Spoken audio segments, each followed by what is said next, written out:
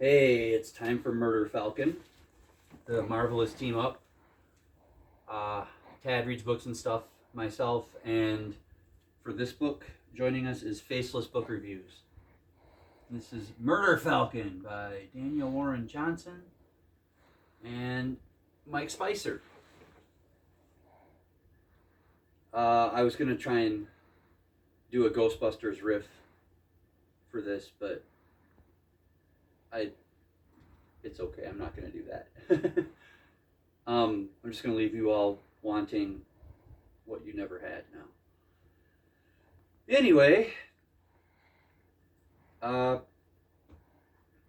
Jake's down on his luck. He's burned his bridge to his old band. He didn't make the last gig. He doesn't know where his life is going.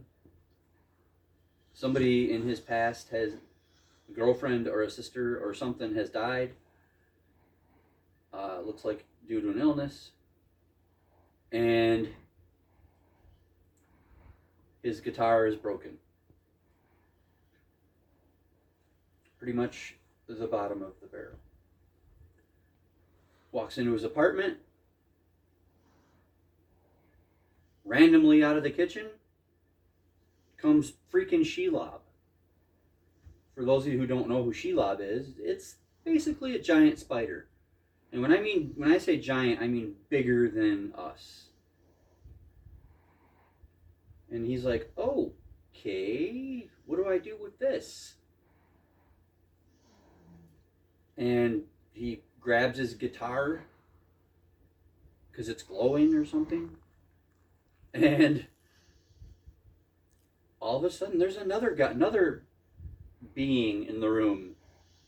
Play! So he starts playing on the guitar that's like rebirthed itself.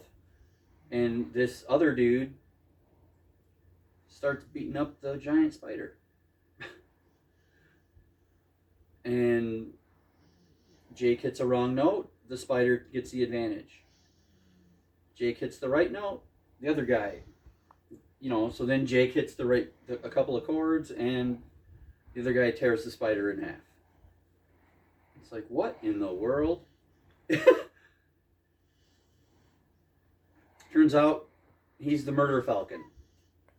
He's from another place called the Heavy, where music is life, and metal will destroy all evil. But there's another world or dimension or whatever there's been a split opened, and the monsters are coming through. They want to enslave all of mankind. And Jake has the power through his guitar to give the Murder Falcon the strength and ability he needs to fight the monsters. I'm telling you, this is an acid trip, but it's a good one. So that's basically where we're at. They're fighting monsters. He's jamming on his guitar again. He's kind of starting to rise up a little out of his morass. And the Murder Falcon is like, yeah, let's go, let's kick some monster boot. And then they're like, okay, we need a bass player. So they go and they pick up the guy that was in Jake's old band, Johan.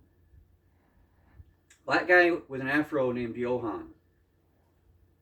Yeah, interesting choices there, but hey, who am I to judge, right?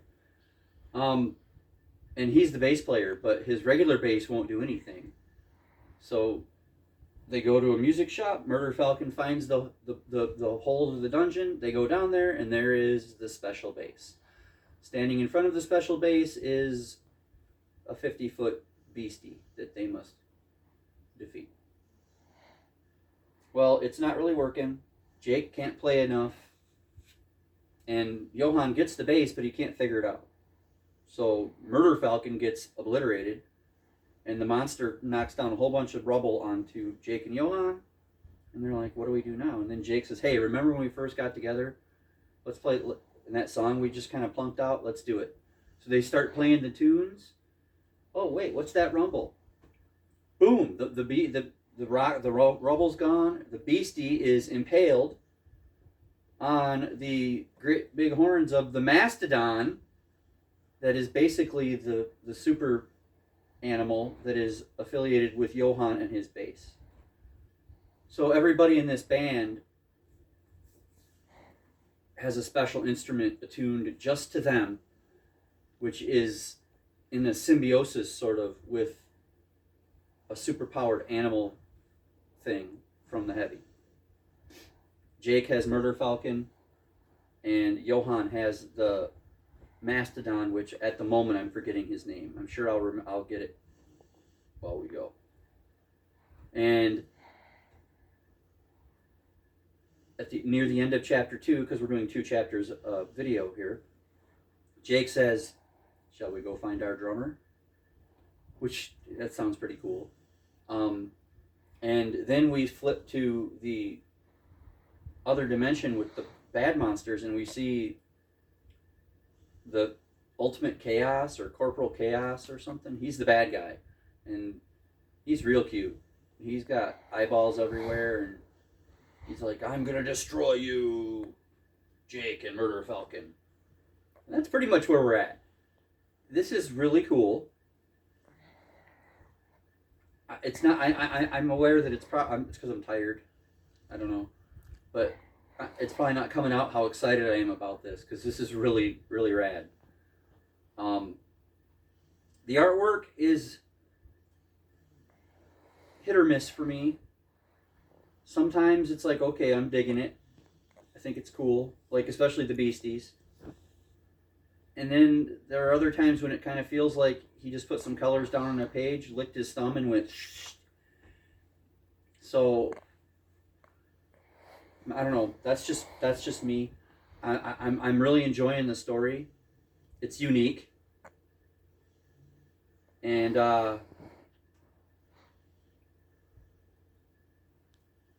you know, I'm really excited to see where they find their drummer and the drums, you know, and then how awesome are they going to be when they finally all get together. And you know, I think that what would be cool, and I unwrapped this of the shrink wrap today. That's not for you. No, come on. That wasn't for you. Sorry. The dog thinks that just because I rattled a thing, it's for him. I kind of think it would be cool if, like, the semi-final boss, not the big dude with the eyeballs, but the boss in front of him that is kind of protecting him, are going to be big giant beetles.